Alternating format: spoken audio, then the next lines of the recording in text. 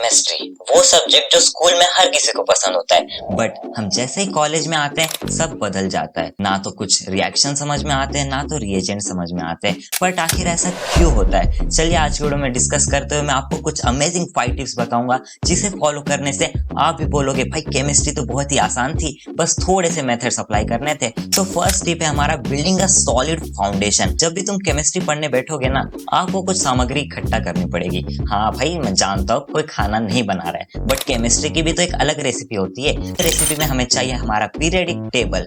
हाँ भाई अब देखो बहुत सारे लोग बोलते हैं पीरियडिक टेबल का हम क्या ही कर लेंगे, बट यार बहुत इंपैक्ट डालता है, क्योंकि जब भी तुम अगर पीरियडिक टेबल की तरफ अपनी एक नजर भी घुमाओगे ना, तो हर बार एक नया एलिमेंट तुम्हें पढ़ने के लिए मिलेगा और हमेशा एक नया नया एलिमेंट तुम लर्न करते जाओगे। दूसरी है नोटबुक्स, और यहाँ पे मैं बता देता हूँ क्लियर कट नोटबुक रखनी पड़ेगी।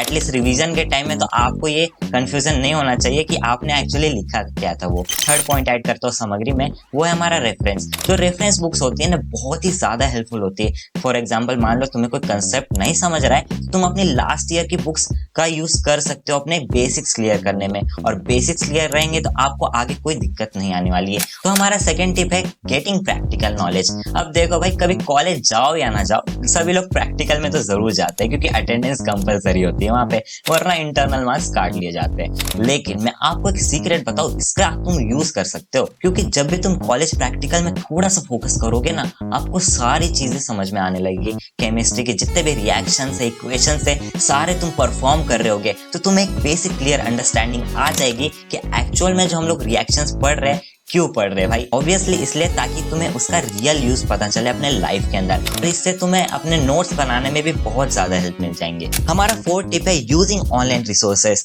अब भाई मैं जानता हूँ आंसर निकालने के अलावा भी गूगल बहुत कुछ कर सकता है, तो जब भी तुम्हारा यार फ्री टाइम बचा हो ना, तो एक क्वेश्चन अपने दिमाग में लाना कि भाई तुम लोग पेपर में क्या करने वाले हो, और या फिर कोई क्वेश्चन जो पिछले पेपर में आ चुका है उसको ईजी मेथड से कैसे सॉल्व कर सकते हैं। क्योंकि मैंने बहुत सारे स्टूडेंट्स को देखा है कि जो लोग को क्वेश्चन नहीं आते तो कभी प्रैक्टिस भी नहीं करना चाहते उसका लेंथ देख के, या फिर कोई उन्हें कंसेप्ट नहीं समझता है तो वो लोग उसे छोड़ देते हैं बैकलॉग में। बट आपको बैकलॉग नहीं बनाना है, आपको चैट जीपीटी का सदुपयोग करना है भाई, क्योंकि चैट जीपीटी से और भी बहुत सारे काम कराए जा सकते हैं। तो आंसर ढूंढने के अलावा कुछ और भी काम कर लिया करो, और जब तुम ये अपने कंसेप्ट क्लियर कर रहे होगे ना, तभी तुम्हें एक्सप्लोर करने मिलेंगे अमेजिंग यूट्यूब चैनल्स लाइक हमारा। तो भाई सब्सक्राइब करना तो बनता है, और वीडियो अच्छा लग रहा है तो लाइक कर देना। ऐसे और मेरे तरह बहुत सारे अच्छे अच्छे यूट्यूब चैनल्स है जो तुम्हें फॉलो करने चाहिए अगर अपने डाउट्स क्लियर करने। और अगर तुमने क्लास वगैरह नहीं लगाए, ट्यूशन वगैरह नहीं जाते हो, तो भाई यूट्यूब तो तुम्हारा सबसे बड़ा हथियार होना चाहिए। और जैसे जैसे तुम एक्सप्लोर करते जाओगे अलग अलग चैनल्स को,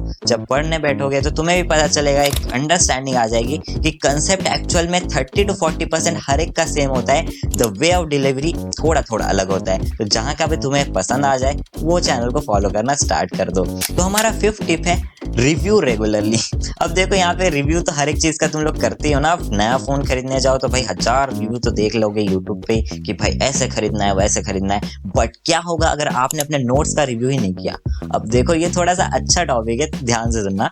अब तुमने नोट्स वगैरह बना लिए, बट क्या होगा कि अगर लॉन्ग टर्म के बाद आपको ही मन ना करे आप अपना नोट्स पढ़ने का, तो भाई वो सारे नोट्स बेकार हो जाएंगे। तो इसलिए जब भी नोट्स बना रहे हो ना, तो एक चीज का ध्यान रखना कि ऐसे नोट्स बनाओ जो लॉन्ग टर्म के बाद अगर आप देखोगे ना, तो देखते ही झट से याद आ जाए सारा कंसेप्ट। तो ऐसे ही मैं भी नोट्स बनाने पे थोड़ा ज्यादा फोकस करता हूँ, तो आप भी नोट्स बनाने पे थोड़ा ज्यादा फोकस करना, जिससे कि आपको लॉन्ग टर्म रिटेंशन मिलता रहेगा, और आपका रिवीजन का जो पावर है ना बहुत ही ज्यादा बूस्ट हो जाएगा। और एट लास्ट यार एग्जाम्स को तो आपको याद रखना ही पड़ेगा, क्योंकि अब जेई वाले भी बोल चुके हैं भैया अपने बोर्ड्स में तो 75% लाने ही पड़ेंगे, तब जाके आपको पेपर देने का मौका मिलेगा। अब क्राइटेरिया को फॉलो करना है तो ऑब्वियसली आपको थ्योरी के ऊपर तो फोकस करना ही पड़ेगा, और वहां पे आपको बस एक ही चीज बचा सकता है, वो है रिवीजन। तो रेगुलरली रिवीजन करते रहना, जिससे कि आपको भी कोई प्रॉब्लम नहीं आने वाली है। तो ये थे सारे मेरे टिप्स, अगर इन्हें आप फॉलो करोगे तो मैं श्योर हूँ कि भाई आपको भी थोड़ा सा इंप्रूवमेंट जरूर से देखने के लिए मिलेगा। ये थोड़ा सा इंप्रूवमेंट को और आगे बढ़ाना चाहते हो तो इस चैनल को सब्सक्राइब कर दो। नेक्स्ट वाली वीडियो में और भी अमेजिंग टिप्स दूंगा।